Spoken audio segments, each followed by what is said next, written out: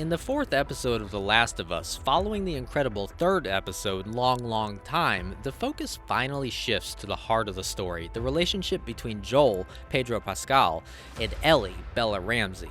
This episode allows us to witness their interactions in depth as they embark on a journey to Wyoming to search for Joel's brother, Tommy, Gabriel Luna. While not as tragic as previous episodes, the fourth installment is crucial in building the bond between Joel and Ellie. It portrays their growing trust, acceptance, and realization of the significance of having someone to rely on. This connection is at the core of The Last of Us as a story, and this episode marks the beginning of its development. Welcome to Streaming Addicted, your YouTube channel that reveals the best movies and TV series of the moment every day. This is far. It has to stop. The episode opens with Ellie alone in a gas station bathroom, admiring a gun she took from Bill and Frank's place without Joel's knowledge. Fascinated by the weapon, Ellie pulls the trigger with an empty barrel and sniffs it before returning it to its holster. We have seen her fascination with violence before, as evidenced by her interest in Joel killing the Fedra officer in the first episode, and her apparent curiosity in stabbing a trapped infected in the previous episode, Long Time. Born into a world of violence, Ellie seems to be accepting the severity of her surroundings beyond the walls of the Boston quarantine zone. As Joel siphons gas for the truck, Ellie reads jokes from her joke book, no pun intended, Volume 2, to him. Initially reluctant, Joel eventually engages with Ellie, and their interactions show the gradual breakdown of the barriers between them. Ellie also jokes about a gay porn magazine she finds, which further demonstrates her growing comfort with Joel. These moments reflect the game's emphasis on the development of their relationship and the slow but steady progress of their bond. As Joel and Ellie drive down the road, the contrast between man and nature is evident. Buffalo herds roam freely while abandoned cars and military vehicles litter the roadside. A massive bridge lies in ruins in the distance. They stop for the night in the woods, and Joel cooks a meal of a 20-year-old Chef Boyardee ravioli, which surprisingly, both he and Ellie enjoy. While eating, they discuss their plans to reach Wyoming in a few days.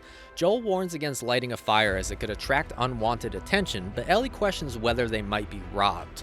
Joel brushes off her concerns, suggesting that others would have bigger issues on their minds.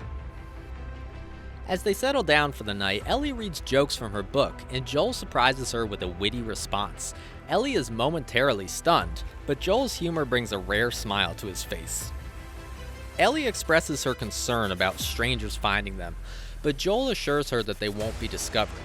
The trust between them is palpable, and Joel stays up all night, keeping watch over Ellie with his gun at the ready, ensuring their safety from any lurking dangers.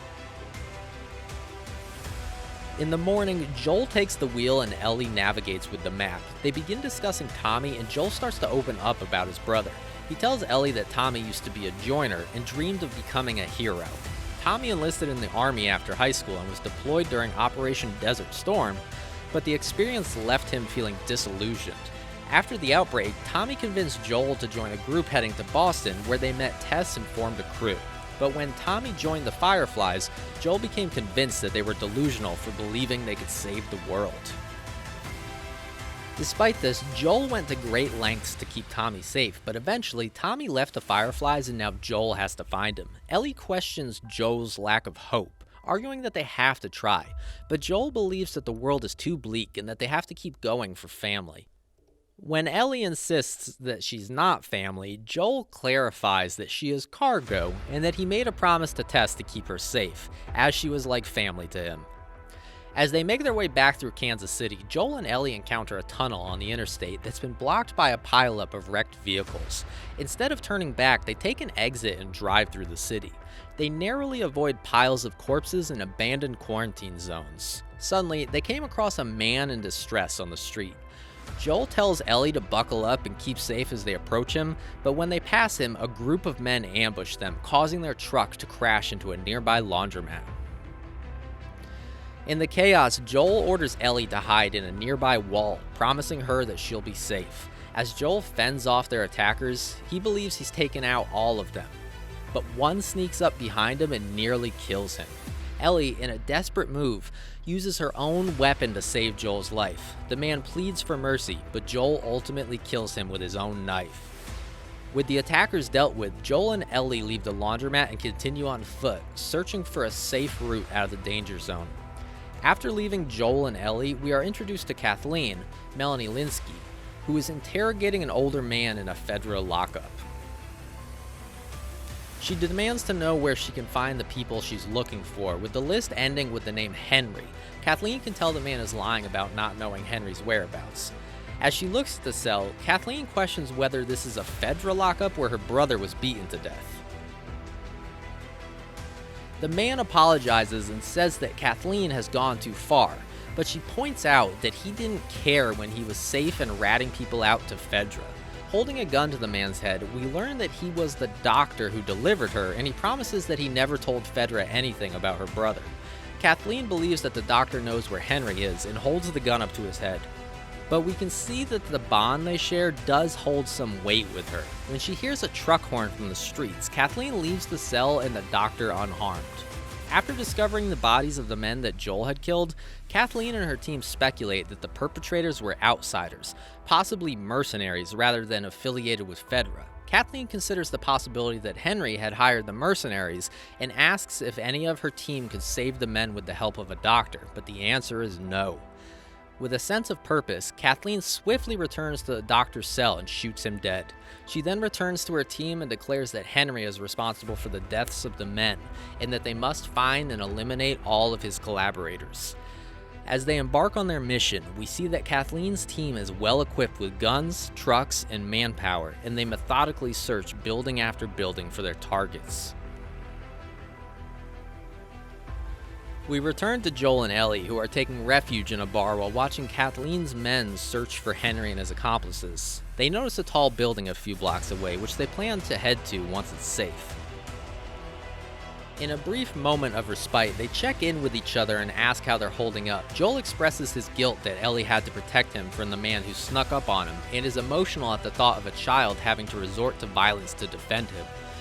He confesses that he knows what it's like to hurt someone like that for the first time and takes responsibility for putting Ellie in that position, offering her a sincere apology. However, Ellie surprises him by revealing that it wasn't her first time and leaves it at that without going into detail. Joel then returns Ellie's gun to her and instructs her to store it in her bag, but Ellie opts to keep it in her jacket instead.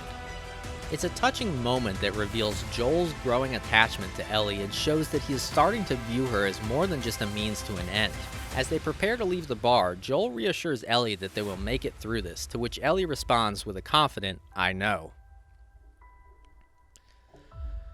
We return to Kathleen and Perry as they make a significant discovery in their search for Henry. Perry informs Kathleen that they have found evidence of Henry's whereabouts. He leads her to a crawl space in a nearby building, where they discover crayon drawings of superheroes, empty cans of food, and signs that people have been living there. Kathleen points out that they're running out of food, and Henry won't let his brother Sam starve, indicating that they must be getting closer. Perry then takes Kathleen to another room where they come across a caved-in ground that starts to move. Frightened by what they see, they hastily exit the room. Kathleen suggests that they should seal off the building and keep what they found a secret until they locate Henry. This discovery is a turning point in their mission, and it seems that they are finally getting closer to finding Henry and ending their search.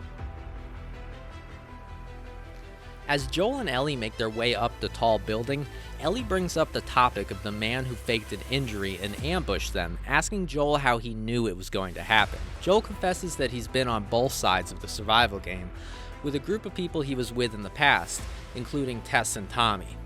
When Ellie asks if Joel has killed innocent people, he doesn't respond, and the silence between them speaks volumes. Joel and Ellie reach the tall building and begin their ascent up its 45 floors to get a better view of the city. As they climb, Ellie inquires about how Joel knew the guy with the fake injury was going to ambush them. Joel admits that he's been on both sides of survival in the past, but avoids answering whether he has killed innocent people.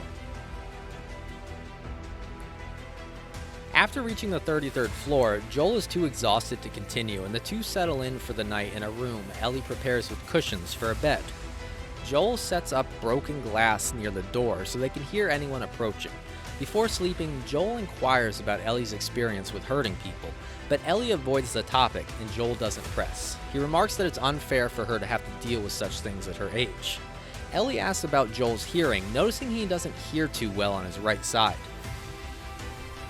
Joel attributes it to his own shooting rather than being shot. Ellie tells a bad joke to lighten the mood, and they share a laugh, feeling a newfound closeness and camaraderie with each other. Despite their harsh experiences, they trust and have each other's back. During the night, Joel and Ellie's safety is compromised when a child in a superhero mask holds them at gunpoint. Ellie wakes Joel up, startled by the situation. As the episode ends, a cover of New Order's True Faith is heard in the background, sung by Ashley Johnson, the voice actor of Ellie in The Last of Us Part 2.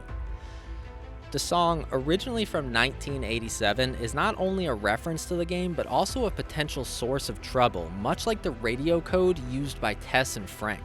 Do you think Joel was right to apologize to Ellie for putting her in a situation where she had to defend him with lethal force?